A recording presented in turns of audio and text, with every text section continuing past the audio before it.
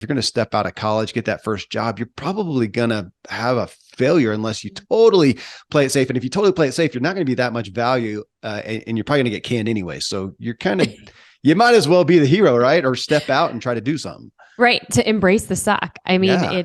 it's wild. I even have, a challenge where we challenge people, all right, suck for something, suck Yeah. at something for 10 days and see if you can increase that to 20 days. Because so often, and I'm a recovering perfectionist as well, where we strive for a certain level of excellence, but then we're so afraid to make that mistake.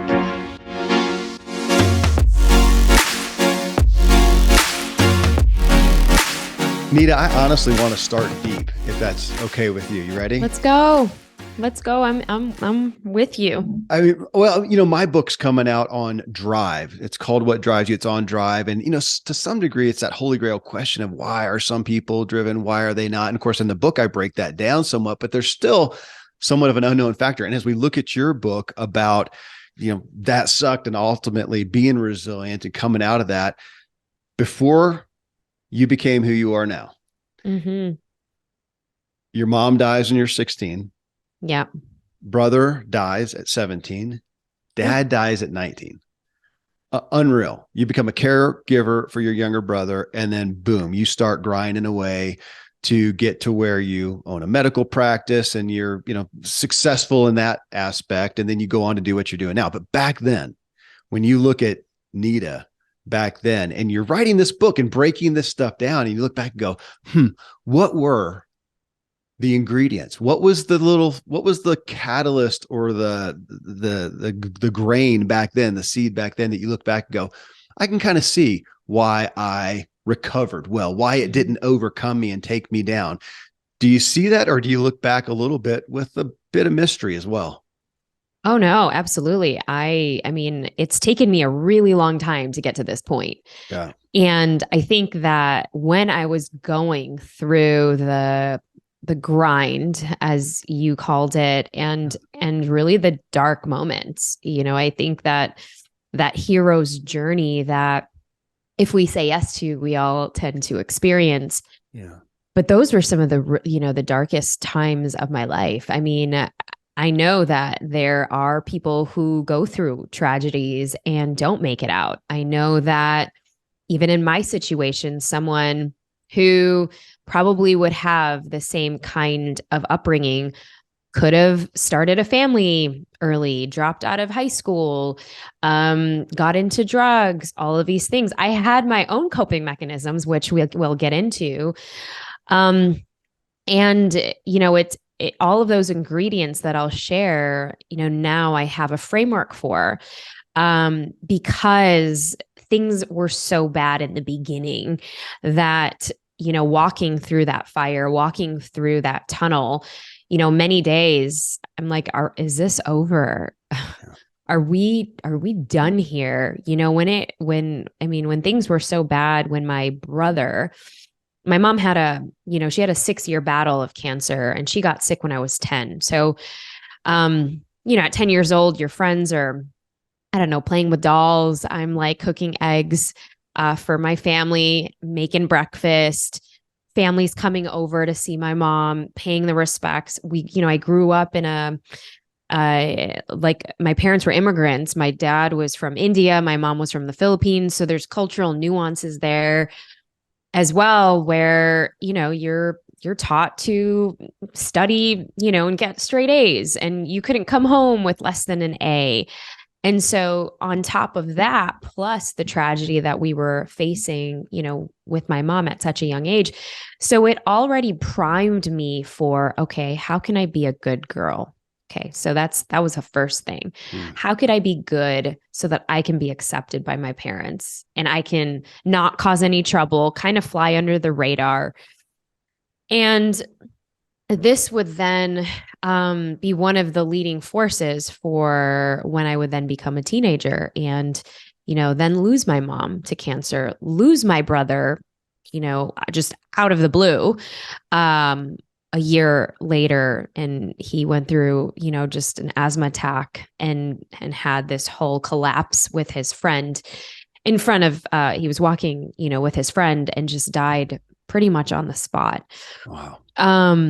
Yeah, I mean, it took me years, in order to just talk about that, because sudden death, I think, is just a really hard one to swallow, Yeah. especially when you're so young, and we were very close in age. We were about 16 months apart.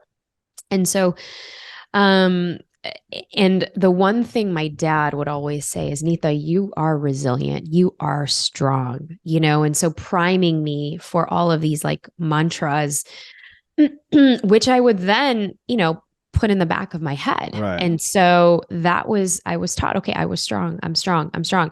So that meant strong girls don't cry. We don't Mm. show emotion. We don't break. And so that led me to a whole period of, okay, I'm going to overachieve, which was my coping Right. mechanism. Overwork.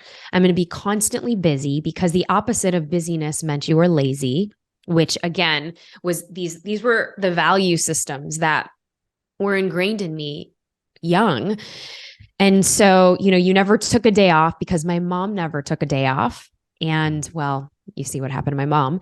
Yeah. And so that there were these cycles and these patterns. And so one of the things that, was one of the ingredients that got me out of this tough time. And I started to recognize it when I was in college.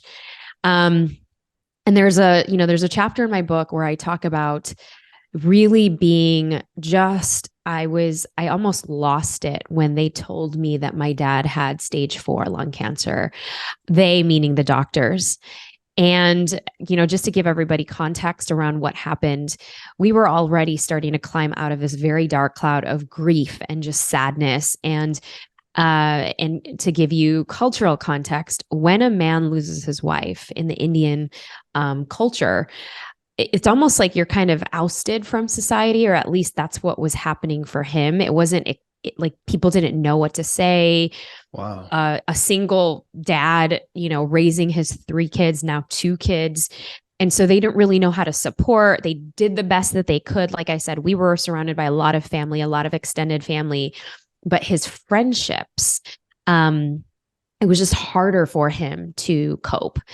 And so, and of course, that led him to deep depression and to deep darkness, where I was at one point working 3 jobs just to support our family. And so I remember this. My dad, we got him on the dating apps. It was like, AOL, the dial up. And I think you were Wow. like talking about, in chat rooms back then. And so we were Uh-huh. really excited, my brother Vinny and I, and we decided to dye his hair black, because he had kind of like this silver fox hair, because we were going to a wedding for the first time. And if you know anything about Indian weddings or, Asian weddings, it's a big deal.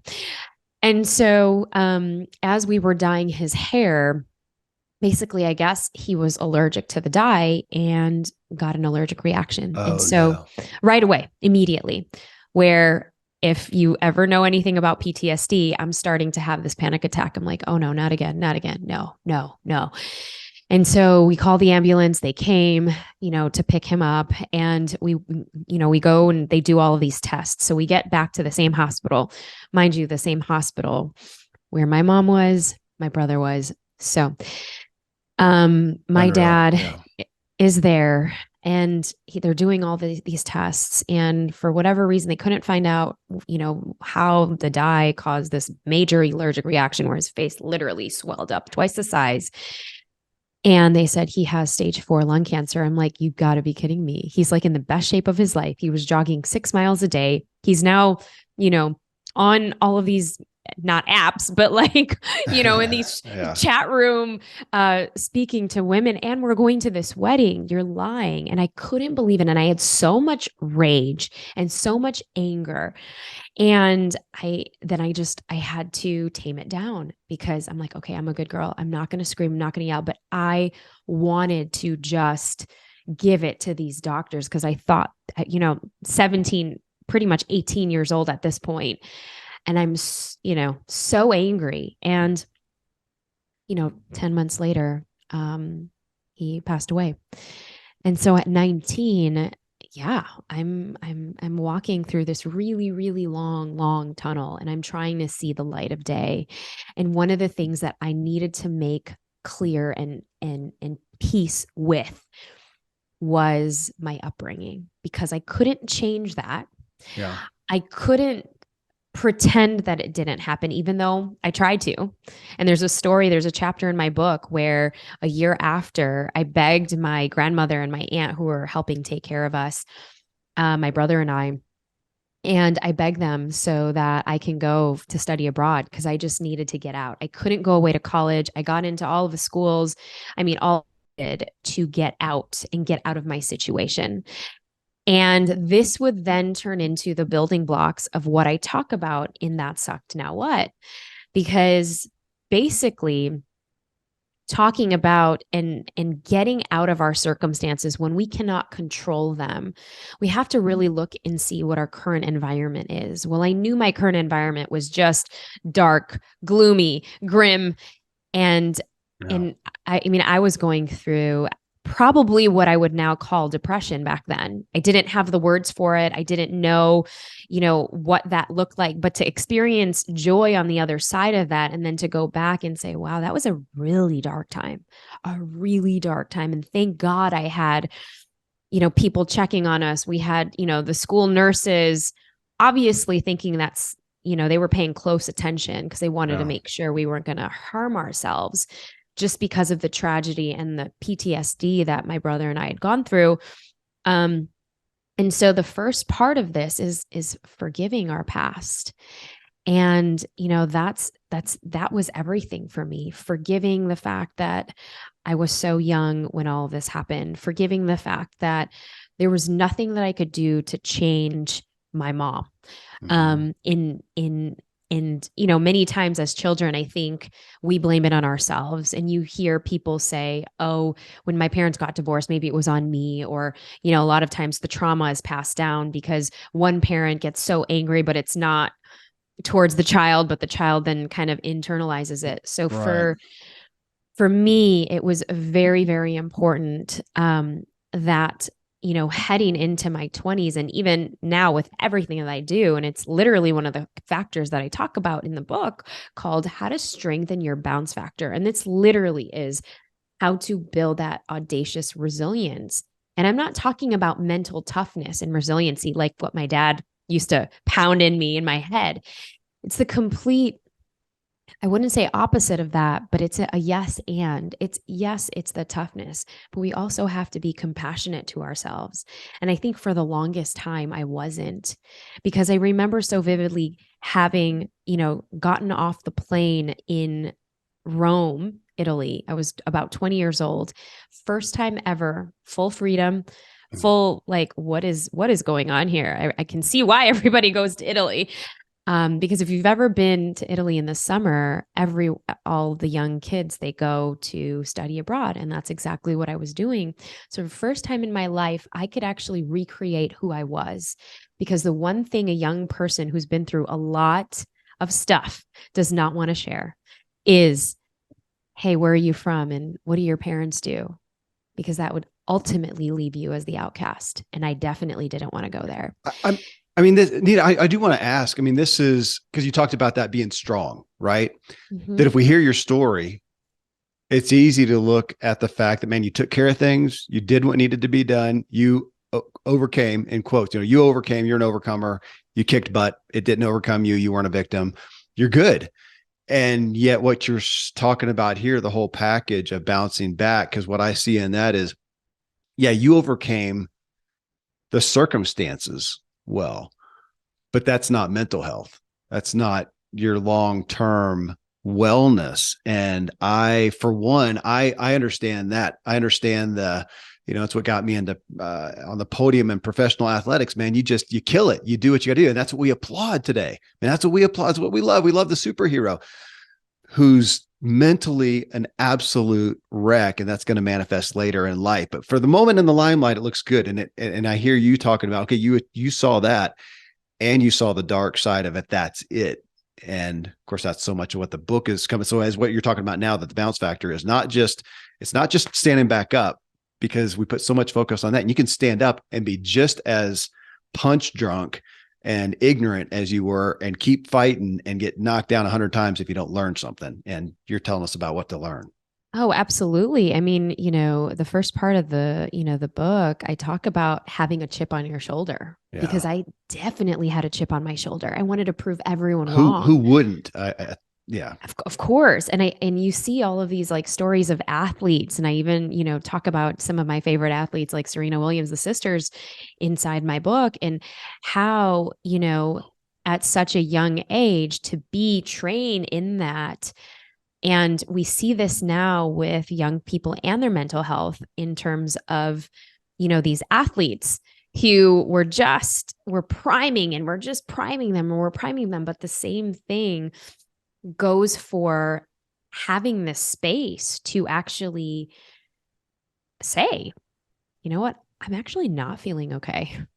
Yeah. And I don't know how to feel otherwise, because there was an adrenaline rush through my teen years to get through it and to overcome and to rise and to prove everybody wrong until, like I said, I got to my time in Italy. And mind you, those 2 months were the most life-changing, but they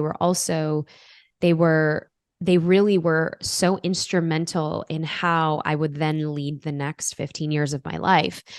And so this would also introduce me to the concept of, these Italian philosophers, because I was studying Italian philosophy and Stoicism, and how, the Stoics really, really prided themselves on, amor fati. And amor fati just means love of one's fate. Because at this point of my life, there was a lot of me trying to prove everybody wrong, me not wanting to, I was kind of stonewalling when people would ask, because I didn't want to let everybody in. I didn't want to be vulnerable. I wanted to appear strong. But what I did realize was, okay, I could actually just turn this back on people. When people were asking me, oh, tell me about where'd you grow up? Did you play any sports? Instead of saying, well, actually, no, I grew up in the hospital settings, watching both my parents, actually, they'd be like, oh, you're the weird kid. But this is where I started to learn, okay, let's focus it back on them. I guess you can say present day, podcasting skills. I was going to say, that makes a great podcaster. Skill number one. Yeah. Right. Yeah. And so, but I think it also led me to really understand, oh, okay, you can pick and choose who you want to let into your inner circle. And this concept of amor fati really allowed me to say, wow, instead of why is this happening to me? Why am I in this victim state of like, why did my parents have to die?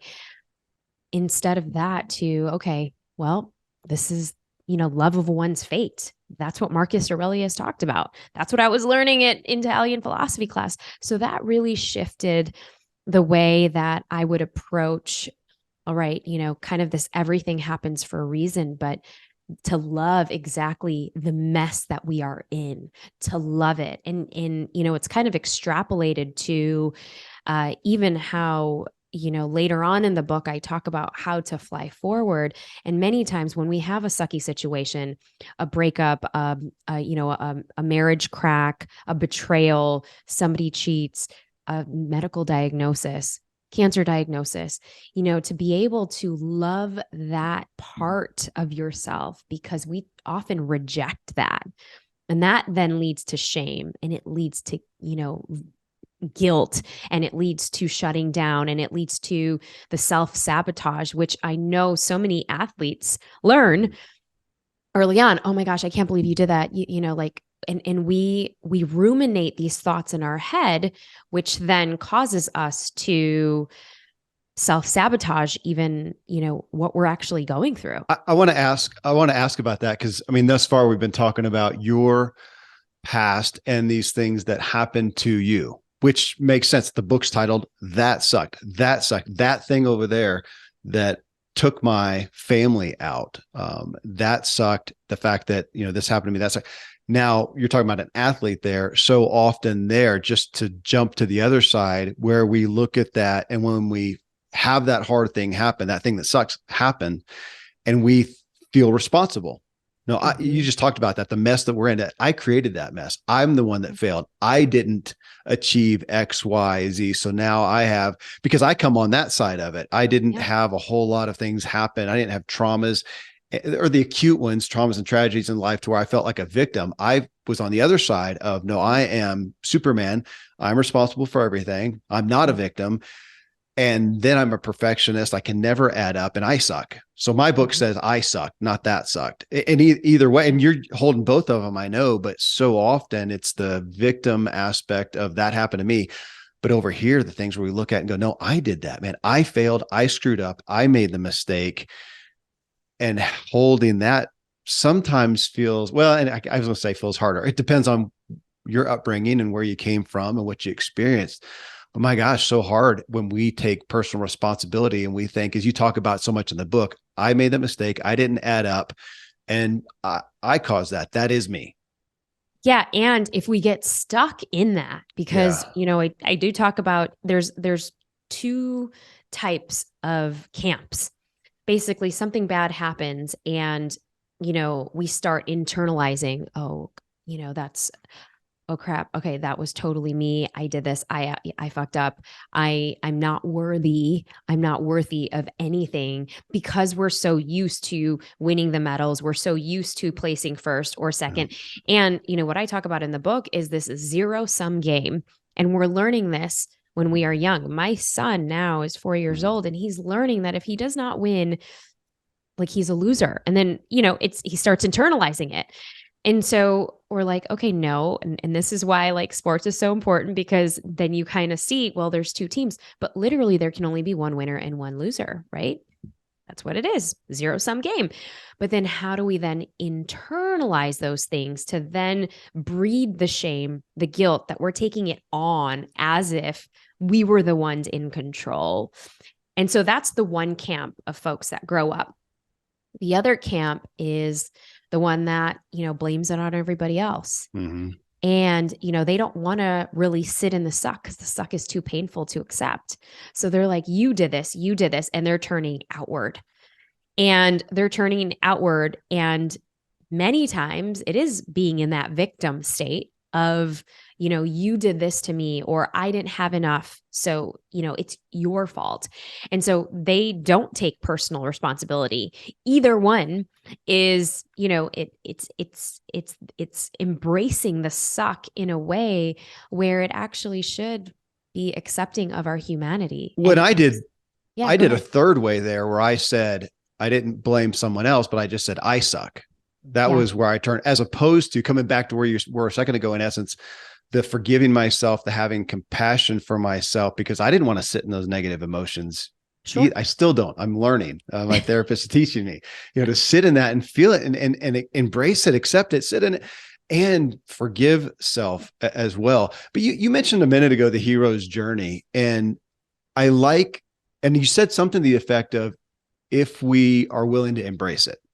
Mhm. So we can all sit in our comfort spot in the safety zone, but if we're going to step out and do something that's worthwhile to us and worthwhile to humanity, in essence, if we're going to go out there, we're going to face a challenge. We cannot be perfect. We're going to have a failure. And in that, I see a lot of people, a lot of kids these days who never really have the opportunity to fail. I like sports in that aspect. I'm not a Yeah. huge sports fan these days, but looking at my own kids and seeing, oh, it is a zero sum game, but you go out there and you can't even participate without having, you can't step on the court. You talk about Serena Williams. If you're going to go play tennis and you have the ability to be number one on planet Earth, the day you step out there, you're going to suck.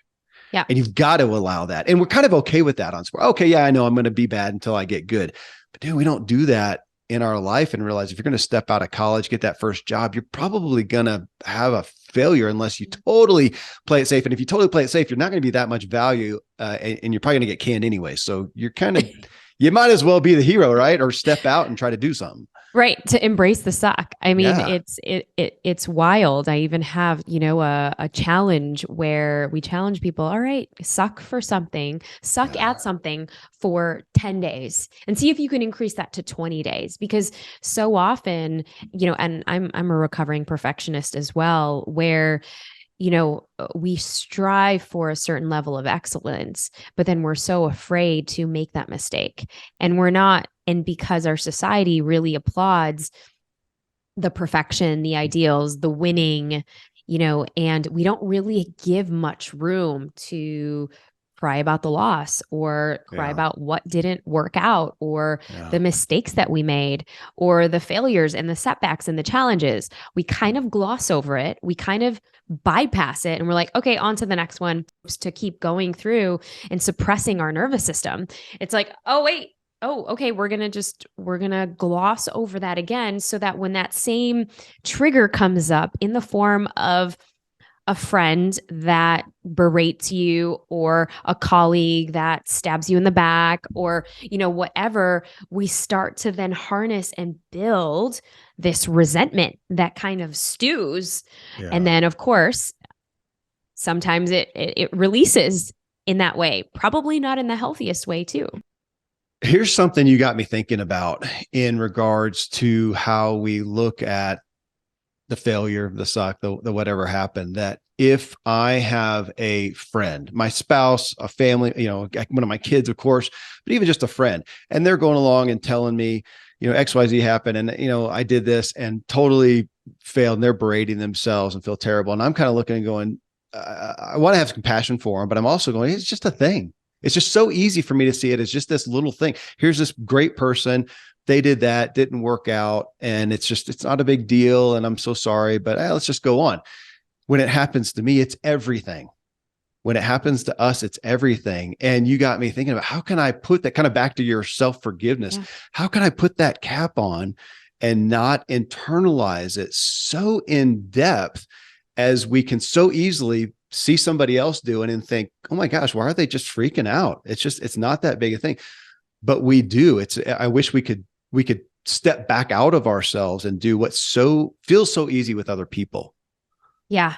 Well, yeah, because I mean, we're, the analogy that I usually share is we are so harsh on Mm-hmm. ourselves, but would we actually say the same thing if our best friend was going through a rough time? And, many times we're like, oh gosh, you're such an idiot or you're such a failure. Like we're just kind of this rumination of thoughts in our minds. Yeah. And most often it's because we've never given ourselves permission to release the pressure valve. And I have this one activity in the Okay. book where basically all we have to do is just release the pressure valve. What does that actually mean? Okay, well, when we're having a really sucky experience, you get that bad email, you get that bad text message, you looked at your stock portfolio, whatever the case is, and you're like, oh, okay, what is this? Well, say it, basically articulate what you're feeling to notice the sensation that's happening. So notice that, all right, I'm starting to breathe shallow. I'm Yeah. starting to huff and puff. I'm starting to kind of go in my head and I'm starting to self critique myself and to just identify the emotion that I'm feeling. All right, I am feeling really, dumb right now for overreacting, or I am feeling really anxious right now. I feel like I'm having a panic attack, or I'm feeling really jealous. So to actually say these things, many times it's in our head, but when we say it and we identify it, it's less daunting. That's the way that we actually can release the pressure valve. Mirror that against venting, because I'm sure you've heard like I have. So if we take that and we just start raging at the machine and criticizing and blaming, we've got a lot of research now saying, dude, that venting just throws gas on the fire. So you're not talking about that. So reconcile that against that. Yeah. So, okay. Well, venting is just gonna, Yeah. blow it up. Right. But what we're doing, because in the venting, when you're doing that, what you're doing is you're going into a full spiral and we're spiraling into our self doubt, into our self loathing, into our self criticism versus, and you're taking the identity of that. You're saying, I'm an idiot, or I can't do anything right, or I, effing suck. Right. That's taking the identity of that. Instead, you can still process an emotion and you can get rageful, you can get angry. And that's actually a good thing, right? But we've got to do it in a way where we're identifying the feeling that we're feeling. We're not castrating ourselves and putting ourselves down. So a healthy way to do this is, instead of saying, I'm an idiot, I'm feeling really frustrated right now. That blank. I'm feeling very anxious right now. I'm feeling really overwhelmed, because the underbelly of like, I'm feeling, or I'm an idiot, or I can't do anything right. What's the underbelly of that? What's the actual feeling? Well, I feel that I'm not worthy. Okay. Well, that's really deep. All right. Well, why do we feel unworthy? Well, this is the third time I've tried to do something and I can't do it. Okay. Do we need support? Can we say that out loud, that maybe I need support? Now, this is like jumping ahead, but when we actually are present to the moment of feeling, instead of ruminating in our head, because this is what we're ruminating and we're venting. But when we're venting, we're actually saying things to diminish ourselves, instead of saying, okay, I need a pause, I need a break, I need to breathe. And usually when we put our hand over our heart, this is a physical signal that actually helps us calm our nervous system. Scientists have used this for decades, and we all know that the dose hormones, dopamine, oxytocin, serotonin, and endorphins, basically is released when we actually put our hand over our heart. It's just a way to say, all right, you got this. It's not so bad. You got this. We can pause and we can get some oxygen in our body. And now we can say, wow, I am feeling blank, because we are not internalizing it. We're not taking it on as our identity. We can still rage. We can still get angry, and we can still feel what's happening, because majority of us will clench our fists. Majority of us will raise our shoulders to our ears, and will, like for myself, I clench my jaws. Some people get a massive, tension headache in their head. Some of us need to step up or stand up and start walking and pacing, because we need to move that energy. And so, the thing is we judge ourselves for doing all of this. But these are natural ways that we can process our emotion without punching a wall. Maybe get a boxing, Sure. I'm starting to like create this like rage room in our garage, actually. And it's great because it's teaching my kids to actually release big emotions. So I have a pillow in that, but my son goes to Taekwondo, or Life Keto, which is like a mixed martial arts. And so they have these, like, you probably know this, but these big pillows that you hold it and then they kick. And I'm like, I need one of these so that like we can start, punching it, because the boxing bags are so heavy. But you can just, so a bean bag, something, but to allow yourself to release that anger. I didn't know those existed. So I just got a text this morning from Brianna Brown Keene. She's an actress, and she's been on the show, and she's starting a podcast. So she sent me a thing, and she has just she and her husband went to, they live in LA, I think, a rage room. Like you can go pay to go to a rage. I had no idea. But yes. So I like that. I want to ask you though, you're on judgment. I mean, huge topic, and something in your, talking about that in your book, you talked about worth. So my folks, they've heard me be talking about this recently, because it's where my therapist has me talking about is my self-worth, because I came up in that feeling of I got to perform, I got to achieve for everybody for my self-worth. So it's not there, right? So, okay. So we look at that. So we did something bad happens, and I'm going to use a story out of your book because it's a great place to go. And I'm going to try to be as tactful as I can and compassionate as I can with this. Okay. You ready? Yeah. So you tell a story about a girl in your book, and she is with a guy. They're super close. They're talking babies, whatever. And then he breaks up with her. And then, pretty quick, she kind of seems resilient, bounces back, right? And finds another guy and whirlwind, everything seems great. And he totally ghosts her. And then so I stopped reading there because I had my question. I didn't want to know anymore because we'll talk about it now. Because right there, we're saying, okay, this is not, don't judge yourself. Let's use the words. This is not your self-worth. Okay. This is not terrible. So, pick yourself up and bounce back. Okay. Yes. Not your self-worth. And yet we do make mistakes sometimes that we do have responsibility for. And you said the word awareness. It is a good play. So I'm gonna put that, and you play with it then. For her to say, okay, gosh, let's say it happened 2 more times. She meets people, she's beautiful, she's a good conversation. They talk, they have a whirlwind time, and then these guys are gone. At some point, you kind of go, well, you're awesome, but let's do a little audit here. Maybe something's up, and it's not that you're bad. It's not against your self-worth, but no different than stepping on the tennis court. I may be the best athlete in the world, but if I've never played tennis, I'm going to suck. So I'm awesome. Just don't know how to play tennis well. So maybe there's some relational, I like the word ignorance, because ignorance does not mean dumb. It does not mean unintelligent. You can be Einstein and be ignorant of playing tennis because he's never done it. Okay. So play with that, because I feel like we tend to polarize, and it's just, oh, I suck. I mean, no, you don't. You're awesome. But you might have some blind spots. Yeah. Oh my gosh, absolutely. And I know the client that you're talking about. And let's face it, we do have, we've heard stories about this. It's probably happened to us as well. It's very easy to ghost people, in this stage of the dating game. But what we're really talking about, and we're really peeling back after, is, I think this was Pre, and in Pre's case, yeah, she went into spiral mode. Pity party of one. Why me? Why is this happening? Why am I not dateable? Am I not going to find my next person? And so we start thinking that we are not good enough, that what we're doing is not good enough, that we're never going to find love again in this situation. And can I put another analogy for you? Yeah.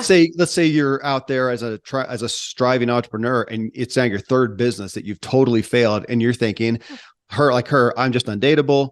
And over here thinking, well, I just have no business, starting a bit or running a business or whatever. And we're going to discount the whole thing, as opposed to, okay, so keep going. Yeah. Or as opposed to, this is where we take the personal responsibility. This is where we start building, okay, our bounce factor, and we start looking at our past. So that first aspect that I kind of alluded to earlier, the first building block is, looking at your past or your upbringing. All right, well, what about it? Okay, well, for her in this situation, or even the entrepreneur that failed 3 different businesses, what were you told about success growing up? Whether it was in a relationship, whether it was just yourself, did it mean that you had to win all the games? Did it mean that you had to be, the prettiest one in the room? Whatever the case is, but were you, praised on your achievements? Did you have to perform? All of these kind of strings that we have that lead back into who that little boy or that little girl was that wanted that attention way back when. And now we're actually seeing this play out in the failed business or in the failed relationship, because then we think, wow, I am not good enough, or there might not be enough for me to partake in. There's 3 fear cultures that come up. And the first fear culture, which starts to happen, is we think I'm not good enough, or we think, okay, there's not very many good partners out there, or there's not, all of the businesses are saturated. How can I actually put another business into play? There is not enough, right? So that's the scarcity mindset. And then the last one is, this is not good enough. This is not good enough. So what I'm working on is not good enough. This relationship isn't good enough. And that's where we self-sabotage, and then we, throw it to the shit. And so that's where we have to then look back and say, wow, look at my patterns in relationship. Yeah. What were the actual factors here? Or what's been my pattern in my leadership style? What are the gaps? And it's so hard when we are coming from that victim place. And if we don't acknowledge that, oh, wow, this is a really sucky moment. It sucks to be in this. And that's the uncomfortable spot that we have to kind of move through in order to get to the other side to say, all right, I know it's not just me, but I know like what that's where the now what comes in. There's a whole process around that sucked. And first, it's to embrace the suck, acknowledge what sucked, sit in the suck and embrace the feelings around the suckiness and what if anything is there a meaning that you make from that suck. And this is where most people get confused about, because then they think, well, I suck, or I'm not good enough, or gosh, I'm just not good at this. Well, okay, fine, feel those emotions, because what does that make you feel? That makes me feel unworthy, that makes me feel stupid, that makes me feel unlovable, that makes me feel shitty, crappy, whatever. But this is where we identify those feelings. We don't take it on, but we say, I'm feeling X. And then we say, all right, well, what can I learn from this? And it's not going to happen overnight. Like, it's not going to be, all right, you go through a breakup and right away, what can I learn from this relationship? No, it doesn't work that way. You might sit in the suck for a longer period of time. Most people, highly ambitious people, high functioning, drive people, they don't want to sit in the suck. They're like, because our society has primed us to say, all right, bounce back, let's go, stand up, let's go, let's fly forward. What I'm saying is, give yourself permission to suck. You won't get stuck in it, I promise, because the actual emotional sensations of feeling the bigness of our feelings is, yeah, we let out a cry, or we let out a scream, or we let out rage, and we may crumple papers, or punch a pillow or something like that. But then underneath it is somebody that's just feeling a little hurt. And it's giving agency to that little boy or that little girl in you that, didn't win on the soccer field, or did fail the first few of her tests. And you're giving space for that little girl or little boy to heal, because that's the foundation and that's the cycle of healing. And then we can move to the now what. Bouncing back, I mean, your first category in there, and you've mentioned it multiple times here, and you just hit on it there, is our upbringing. And in looking at that, I mean, right away, Neeta, I thought, that's something that I was given as a gift, was the ability, kind of the hero's journey to go off, pursue what you want to. You have a failure, man, that's how you learn. And given that faith on a silver platter, that, man, it's okay not to knock it out of the park. You can't until you got to keep failing and trying until you do. And I had parents who were entrepreneurial parents, so I couldn't not see their failures and stuff, and to see that failure would happen in a business, and in the sense, money, whatever. Yep. And at the end of the day, we had dinner and we watched, Dallas or Dukes of Hazzard. I grew up in Kentucky. We talked about that. So, and life goes on. Doesn't mean that they're not a little stressed, that they're a little sad or whatever, but life still goes on. And as a kid, next day I go to school and it's okay. It didn't wreck me. And I've since then found what a gift that I wasn't shielded from that, and how rare that is, that the majority of us, grow up and security and comfort is kind of the focus, which you're a parent. I mean, you don't want to just say, hey, kid, you're going to learn today. I'm going to kick you out. Come back in a few days, see if you make it. But letting them see the trials, let them sit in the suck with you or be aware of the suck, is such a gift. So I was given that. And as I've gotten older, realized how rare that is. And that people, when they're not exposed to that, then to come out, especially if they are really taken care of with great intending caregivers, and they go into school, and school for most people is not dramatic. If you do the homework and do this test, you're going to be okay. And you come out, and then you go to college and things are still kind of okay. And now you get a job, and that first failure comes. And we know that we've got a generation who seems to be statistically kind of devastated when somebody says, no, actually, dude, that sucked. You did a bad job. and we can't handle that. And so, yeah, going back to the upbringing, I think to me, it's just, and your book really brought it out. It's just so profound, and the value in going back and understanding, were you given some strength in this bounce back in this, or were you totally shielded? So you're a newbie at this. This is going to be, you're going to sit, this is going to take a while. Well, yeah, and I love that you bring that up because, it's a lot of, it could even be the micro traumas. It doesn't have to be, Right, right. just, it doesn't have to be loss or divorce or sexual trauma or bullying. A lot of times we've all been bullied, but it also depends on, well, were our caregivers supportive of it? For mine, I remember in the 7th grade coming home and having a bully, threaten me in school, and I didn't want to go. I didn't want to go, to the bathroom because that's where they were. And, I think from our culture, it was like, all right, study, just study. That's the answer to everything. Yeah. Because if you get good straight A's, then, it doesn't matter. Well, taking a really small situation for me back then was huge. So basically, you're gaslighting the kid Yeah. into thinking that it's their fault, and we're not even addressing the big elephant in the room. And so, if that was your upbringing, or even if maybe you were a latchkey kid and you just weren't talked to about these things and you had to learn the hard way, or maybe you had helicopter parents where you know they're calling the teachers to have you move the test so Yeah. that when they get into college and they fail their first test, they want to take their own life.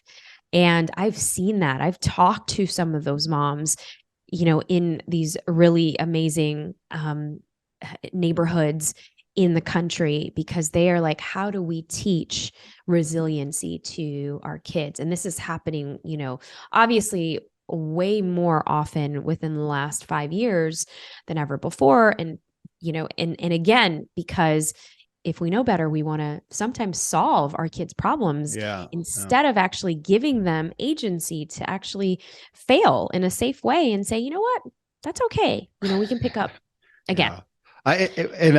I'm laughing because I did that. So I have 9 kids. What? Yeah, I know. And that, I have no justification for that, but I've got 9. Oh nine, my nine. gosh, you're my spirit animal. You're my hero. Oh wow. Well, thank you for that. But we had 3 and thought we were done. I was still a pro cyclist at the time, and we were traveling and stuff. So we had 3 and we're done. So then we had a gap, and then we got the second litter in essence after that. And the first ones I had, I took, it was part of my own Superman complex, and I'm just going to take care of everything. Mm. And I don't even think I was trying to coddle them. I'm going to take care of that. And how I did not give them agency. We talk about it now. The younger kids, I kind of stepped back, and one, I was just burning out from trying to do everything. And so I kind of stepped back, and then I'm also realizing this and going, oh my gosh, I'm totally robbing them of the ability to do it. And when I stepped back to realize how much they just took care of on their own, my plate got way cleaner, or emptier, I should say. 1 and 2, they're amazing. I can't believe that I tried to take care and protect and shield and fix and whatever with my older kids. So I had a unique, look at that. And so I talk about, Mhm. I was given this bounce back, an aspect of it, at least, well, from my family. You fit 2 big categories, obviously. One is, now you weren't an immigrant, right? But your parents both were. Mhm. And we Mhm. know that, what do they call it? The immigrant effect, whatever. They come over and see just opportunity, and they kick butt for the most part. Right. So you had that going for you. And then there's a study, and Zig Ziglar always cited it, and I never found the actual study, but where they did it of all these world leaders, whether it's CEOs or the big world changers or whatnot. And it was something like, and I'm grandly paraphrasing, 80% or so of them came from poverty, Yeah. or their siblings had some kind of a handicap or whatever, like you, who death from that, and you learn that it's just not all about you, and you're forced to be resilient or be overcome by it. So you had, you had both of those that happened to you. Now you're not going to go. That's the interesting thing with kids. You're not going to go create trauma for your kids. Right. Right. Right. No. But And I mean, in many ways, I think that at some level they will have their own battles to face, right? And I think that we can hopefully, try to hopefully and hopefully we can try to help with that. And that's kind of where that step two of the bounce factor comes in, where we are able to, yes, question our past and actually make peace with it. Sometimes we favored a parent, sometimes we were slighted by a parent or a caregiver, sometimes we've been holding grudges around it, or maybe we realized that the boys were treated differently and the girls were treated differently, or birth order, you're treated differently, right? And right. there's sibling rivalry, whatever that case is. That's all in the upbringing. Now this can also be, well, what did you learn to be true when you were Yeah. younger? And now you think everyone is bad. It's kind of like when that case of Pre, who's dating, she's had a couple of bad apples in dating, and now she thinks all men are bad, or whatever the case is. A type of guy is terrible because she got ghosted a few times, right? And so, well, we have to look back at our past patterns and see, is that relevant?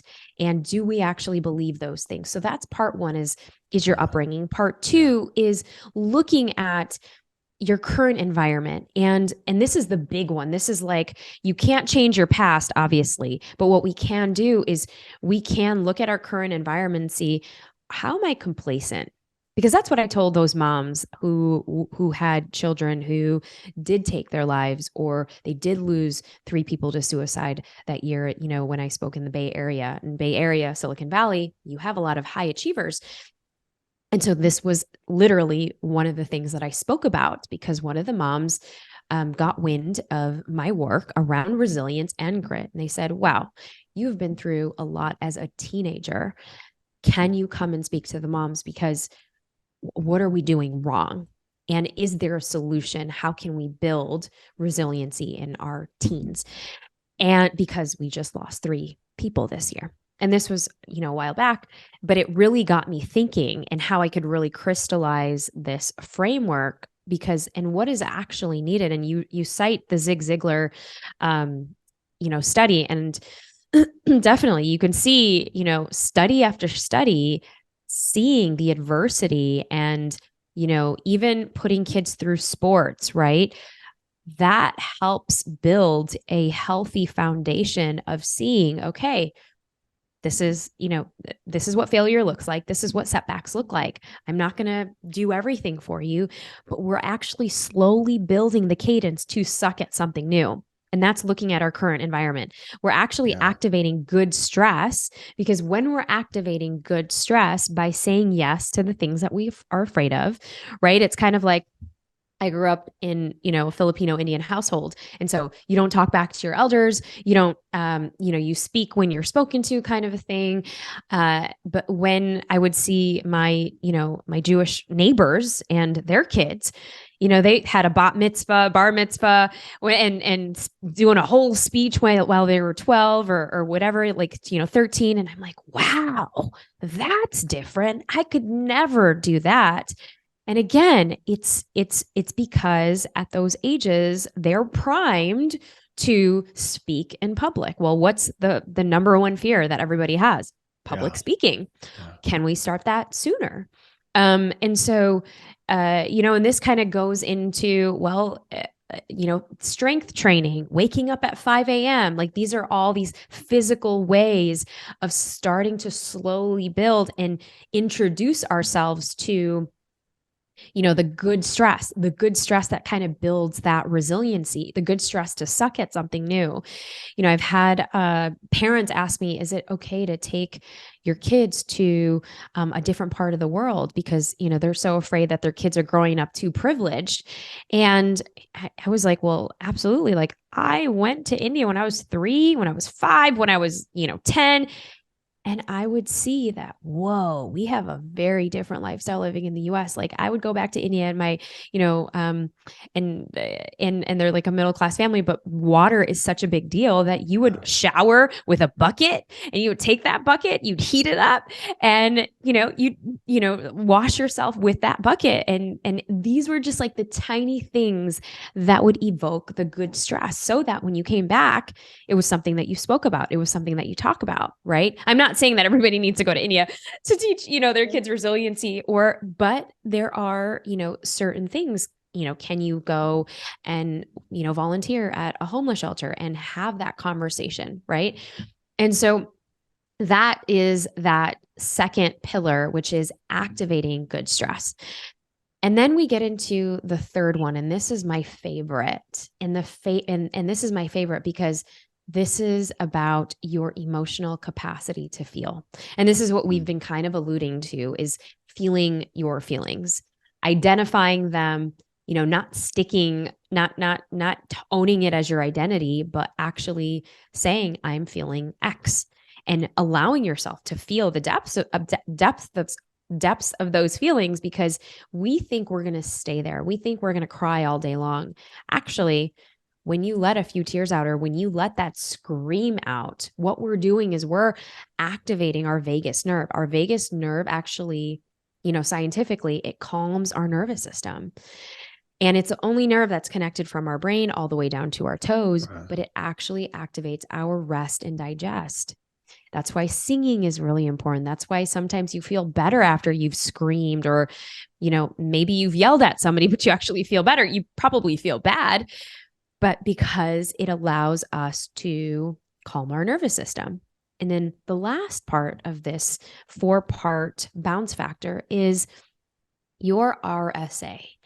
And that is the biggest gift that you can give to yourself is your RSA, which is your radical self-awareness, your RSA to actually hone in and not look to others for that external validation, right? Because scientists say that we have our internal locus of control and our external locus of control. Majority of us look to others, for that validation. But if we can start training ourselves to look inward and say, does this feel good to me right now?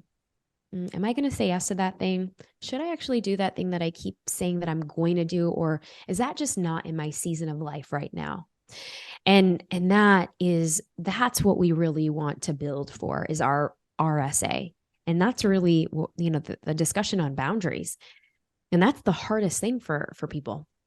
I mean, overall with this, I'm sitting here thinking about back again to the hero's journey. And I mean, I'm well acquainted with that. I think most people listening are, but I feel like for some reason, I'm feeling it elevated Yeah. in the hero's journey, because you talked about good stress. We always give stress a bad name. And without stress, if my muscle does not have stress, it atrophies. I don't want that. So I'm going to go work it out today. That's the good stress. And on this hero's journey, if we're going to step out and do something again we all want purpose that matters to us, that matters to other people, it's going to be challenging by proxy. That is the hero's journey. And we're going to have an obstacle. And without that, life is boring as heck. And I think that's why we see the apathy and depression so often without the purpose. And so I almost want you to create like a that sucked club. So if you have not, I want people with a great list of things that you've encountered that really suck, because that means you're probably out there doing things that are worthwhile, or you've endured things. Now, obviously we want to balance that. I don't know if balance is even a good word, but have the tension of, and bouncing back, having resilience. Because if you just got a long list of crap, that's not the point. It's that right. It's redefining what your now what is. I actually have, it's funny that you say this because we have people, writing in, and they hashtag that suck now what, and they'll tag me on Instagram, but they'll do their that suck, like their sucky moment and their now what, how they reframed it, what they did differently, what that failure led to. And so it's really fun to see, what people have kind of gone through in their suck or what they've chosen to embrace to suck at, and then what that now what actually looks like. Well, you mentioned the word adversity, and I'm sitting here playing with it. That may be the best. That's what we're talking about. That I don't understand life without adversity. I'm saying that in a good way. And I kind of really don't understand people who haven't. I just Mhm. went on a guys trip. There's 12 of us going to Mexico, and Oh, fun. it's kind of an athletes group, and most of them had businesses. And you kind of sit around and tell war stories, and it's kind of neat because you're also sitting there in Mexico. So obviously, you didn't end up, bereft in the gutter or whatever. So you want to share those because, man, yeah, this happened and that was awesome. And that was, I think, one of the highlights from the trip is one guy on the mountain bike ride fell off the side of a cliff and shattered his shoulder. Oh And yet, gosh. I know it's terrible, but everybody's kind of like going, now that's kind of cool, man. It makes a really good story for him. He made it out and he surfed in anyways, and did other stuff.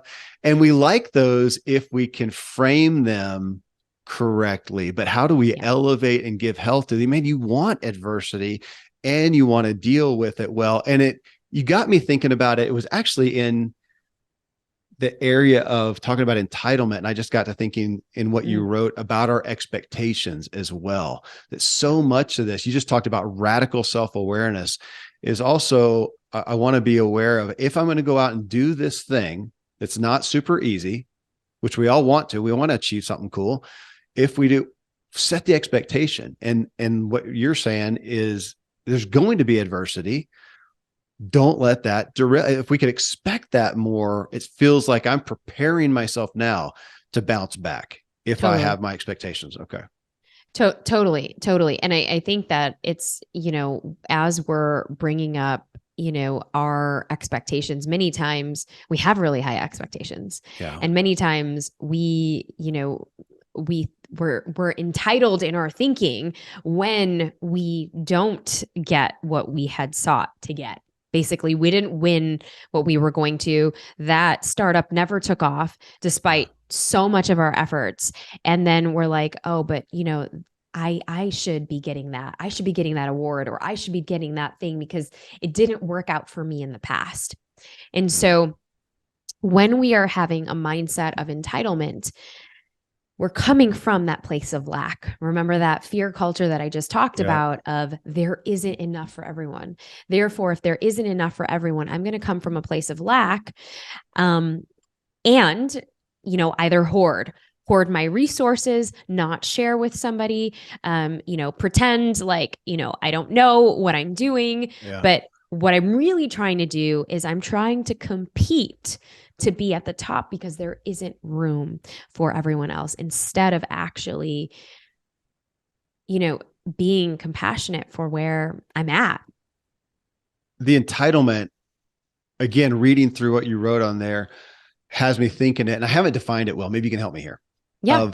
Of we tend to think about that as an entitlement towards, hey, this is what the world owes me, this is what I deserve. And I'm thinking entitlement, if I'm looking at expectations again too, I want to be entitled as unto myself. Again, I'm stumbling with how to define that, because I was thinking about it just this morning in prep for this, that I want to be entitled to myself, that I'm entitled to self-care. I'm entitled to boundaries. You mentioned that a bit ago. We've had Nedra Glover Twab on the show twice now. Oh, I love her. Yeah. And I want to be entitled to those things, but those are within, back to the aspect of my personal responsibility, as opposed to my entitlement as unto what I think others should be given me. So it's an expectation of and towards myself feels okay, but if it's outwardly directed, you just mentioned that a minute ago, would you say the internal locus as opposed to the external locus of control. Yes. Where it's where we're actually directing it, to other people to validate who we are and what we do. Yeah. And so it can also go the other way, right? Because when we're actually talking, and I think what you're alluding to and what I actually differentiate in the book is our ability to be deserving of something, right? Versus the entitlement of and this is coming up a lot, especially as the Gen Zs are hitting the market of working.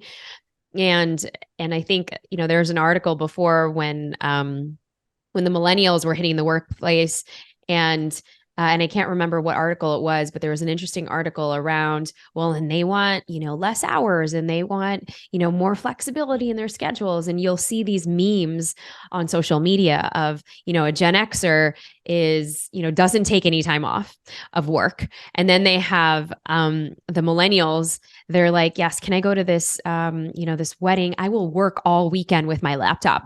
And then the Gen Zers, they're like, well, I'm off at, 2 p.m. on a Friday and I'm not going to check any emails all weekend. Right. And so that just kind of goes to show you that, kind of quote unquote the entitlement generation of Gen Zs, or the discussion around that. And there was an article that really talked about that. And the reason why I'm bringing this up is that is a really good example of of entitlement versus deserving. Entitlement comes from a place of lack, that is my birthright. I need to get, a raise every 3 months just because, right?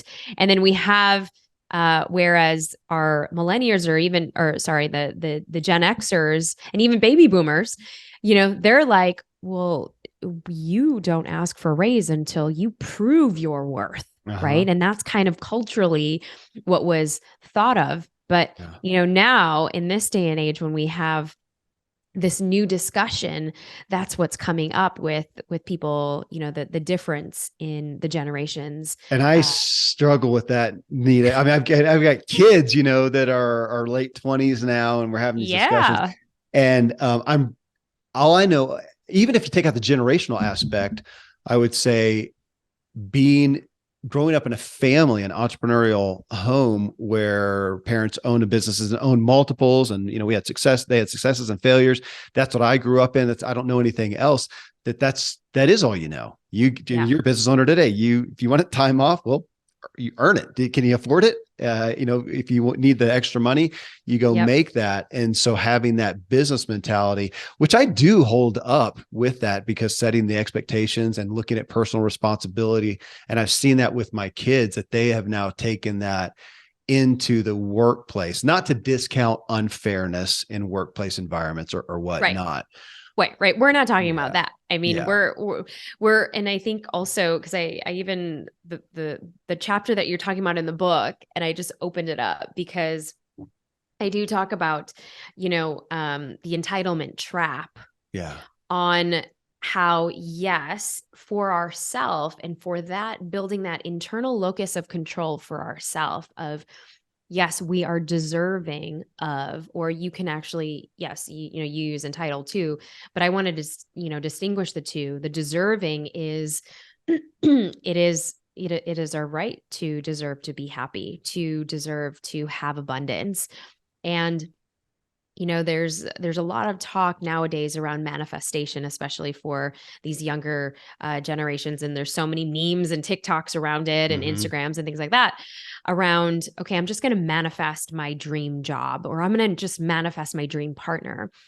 Well, that is, that's kind of leaning into this idea around, yeah, I am deserving and I'm worthy of love. So it's a very different way. And if we're talking about worthiness, right, before we would think, hey, I need to prove my worthiness to you.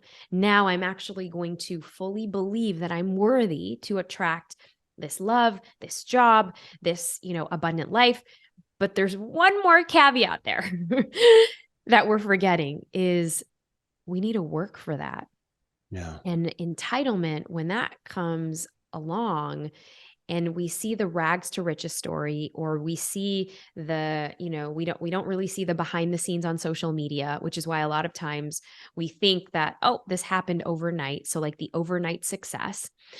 And we don't think that there's been multiple failures behind the scenes that contributed to somebody's overnight success, seemingly, or, that they've had a lot of failures along the way, but now they're starting to get it's compounded, compounded interest basically, and compounded time that they're now succeeding. And so And so, yeah, I wanted to actually talk about the differences between entitlement, between deserving, and between privilege, and actually to, call that out and have these discussions in our families so that when we encounter a sucky moment, so that when we encounter a failure, that we're not fully just internalizing it on ourselves to go all the way back down and judge our self-worth because something didn't happen. We're priming ourselves for what I call the next part of the book, which is to fly forward past those sucky moments. Priming. I love that word. That feels like the a thread, a vibe of your book is that, because we're priming ourselves to be able to Mm-hmm. bounce back in health. And I do want people to hear that, because you do such a good job. And I don't think it has been addressed well. Or if it has, I've missed it somewhere else. So thank you for your book and being here to do that, of saying bounce back is not just, again, standing back up. We see so many of those Yeah. old, hero memes of, it's not how many times you fall down, it's how many times you stand up. Dude, if you're falling down constantly doing the same thing, apparently you haven't learned anything. And it was actually David Meltzer. A lot of people know him. He's a Yeah. well-known author and speaker. He was on the show quite a while ago. But it was during that time we were talking and riffing on something. He said to that extent, if you or falling down and having that thing and get back up, that may be okay. But if it keeps happening, you apparently haven't learned the lesson. So back to your RSA, radical self-awareness, that it's probably a valid exercise, isn't it? Needed to take, okay, look at the things that happened in you. If you go through your list, what happened in your upbringing, what's happening in your environment now, and go through all those things and do an audit and say, okay, these things happened. Did you learn anything? That it kind of hit me when David Meltzer said that. And I thought, okay, I'm kind of getting a vibe here that I've had some things happen that I've theoretically bounced back from, but maybe not, because it's happened more than once. And I Oh, don't know that I learned anything. absolutely. I think that's such a, one of the things that I talk about um, in part one of the book, actually part two of the book, where we get into the bounce factor Yeah. and we get into RSA, specifically RSA, and kind of building and training that muscle. Because if you were taught growing up that, oh, I have to, I've got to follow the rules, I've got to, do this thing, I have to, always ask or look outward and see, oh, okay, did my parents see me perform well and see my trophy? We're kind of looking again for that external validation versus growing that muscle of radical self-awareness, tuning into what feels in alignment and tuning into, all right, am I proud of myself? Did I meet my own expectations? Yeah. And am I addressing my humanity about how I'm actually feeling, AKA my self-compassion about something, about how this business is doing, or, I tried so hard on this and man, I still suck. But okay, here's what I'm going to do. And so to really look inward and just only, really look at yourself. And so I call it a POC. It's a personal observation check-in. And it's an exercise that you can do. And I talk about it, part two of the book, where what went well this week, what didn't go well, what could have gone differently, and what are you proud of? Like, what are your wins? And your wins doesn't have to be that, doesn't have to be so big. It could be, I had a difficult conversation today, or I took 5 minutes to just breathe in my car without anything playing. I took a pause. Those could be those wins. But how did it make you feel? How did you feel overall? Were you energized? Did you feel depleted? And then we kind of go deeper into, all right, if you did feel depleted, were you talking to a boss? Are there relationships in your life that make you feel depleted or make you feel energized? And so we go into like subsections and subcategories, but that's one of the ways. And to your point of, really analyzing your bounce factor, you could Yeah. actually create like a cross on a piece of paper, or, if you're driving, obviously don't do this, but this is Yeah. another exercise where you can actually take, 4 quadrants of a piece of paper, and you write your upbringing or past, right? Mhm. And you write your current environment and do an analysis. And, the third part of this is, and we're actually working on, I have resources on thatsucknowwhat.com/resources for those of you who do get the book. We have kind of that you could actually, see for yourself, because many times we're so visual, but Mhm. to actually see, okay, emotional capacity. How am I with these emotions? How am I with grief? Does that make me feel like I want to run away? How am I with joy? Is it Yeah. performance joy, or am I able to feel joy and contentment by myself? All right, what are those activities that I'm doing? When am I feeling stressed out? When am I feeling rageful or angry? When am I feeling overwhelmed and stressed? When am I feeling judgmental? When am I feeling resentful? Because those are the ones that the resentment, the frustration, the anxiety, the judgment, those are the emotions that give us information. It gives us data as to, okay, is there a conversation that needs to be had with myself or with somebody else? Because usually, those things ruminate, and they ruminate in our heads. And then we start judging the thing or the person, or, and we start making stories in our mind. But we're the one feeling something. They might not. And so Yeah. that's how we get super clear on a piece of paper. And then finally, the RSA, right? So 1, 2, 3, 4 quadrants. And in your RSA, okay, how am I feeling today? What am I checking in with? Um, is something feeling harder than usual? Am I giving myself space? Am I Mhm. saying yes to things that I really mean to say no to? Or am I taking that time for myself? And so that is a really good, balance of really building your emotional resiliency. Yeah, it's a great. As we talked about Nedra Glover 12 minutes ago. What a great companion book to take the two. Oh, Your book and hers are that's a powerful duo. I mean, again, a culmination of this I keep thinking of as you're talking, Neeta, is the idea of bouncing back. It's not something that you just have or not. It's something that is you're saying this is something that you're going to understand through your awareness, what your propensities are. And now you can bolster and grow it. So you have the ability when the next thing happens, which hopefully the next thing will happen, but hopefully it's not the same old thing. It kind of yeah, makes me think of it's not the same mistake over and over, that you're going to look at that. You're going to have awareness. You're going to have a lesson.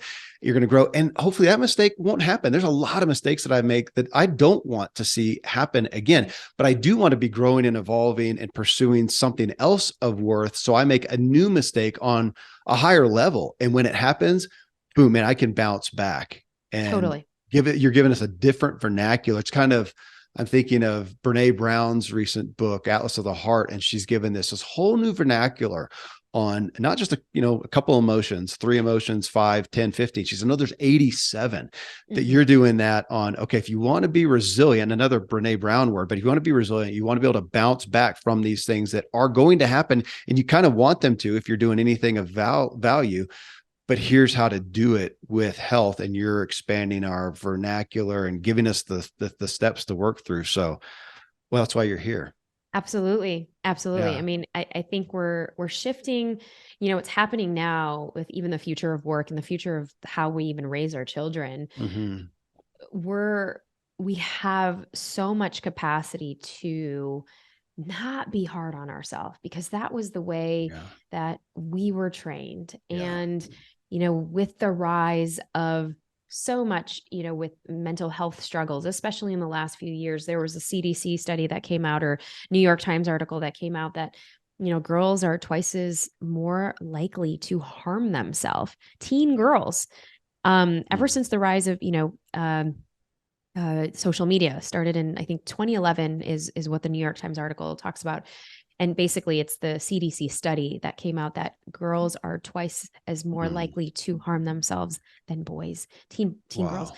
And I just thought, wow, that's really interesting, because yeah, let's now talk about it. Let's talk about the emotions that we are facing and feeling. Let's normalize the suck. Let's normalize that we're Yes. not going to be toxically positive, because that doesn't really work, and that we can embrace the moments that make us human, and that we can still heal from it, and look at those patterns and say, if the same mistake is happening over again, all right, I need to either, well, something is not right. I haven't healed my past, or I haven't seen where that part is coming from. Am I exposing myself to new things that will build my tenacity for Yeah. good stress? Am I evoking new good stress every day? Or am I sitting in my bubble because my bubble feels really good and it feels safe and it feels complacent? And am I allowing myself to actually feel those feelings? And if you are afraid to do that by yourself, I mean, you just spoke of, at nauseum, Kevin, that get a therapist or get a coach, Mm-hmm. or, utilize, which is why I was so adamant about creating, a companion for the book, which, everyone who does get the book, you get a 44-page digital guide that actually literally begins your self-healing journey, where you can start to do the exercises. You can invite friends to, do it with you, because it's always great when we're doing it with community, I think. And you can actually even do it with your family. So we're changing the conversation. You are, and I find myself wanting to say thank you for being here to help us normalize the suck. It's just such a good term, because it's, as we, though, not pessimistically. This isn't normalize the suck by just saying, the world sucks and life sucks. No, it's No. normalizing the suck on this hero's journey that Yeah. is doing worthwhile things and finding purpose and fulfillment in life, that's going to come by proxy, hard things. Normalize and to some degree, again, elevate it. So so as soon as you start your That Sucked club, Woo. I'll apply with my list of things that not that I don't have regrets, but a lot that I'm grateful for, because it's what Yeah. has helped me continue on to where I am now. So thank you. Thank you for being here, Neeta. Thanks for being so candid in your book and even here today, Mm. and helping us embrace life, and I think the goodness of life as well. That's just a gift. Thank you. Oh, thank you so much for this conversation, Kevin. This was amazing.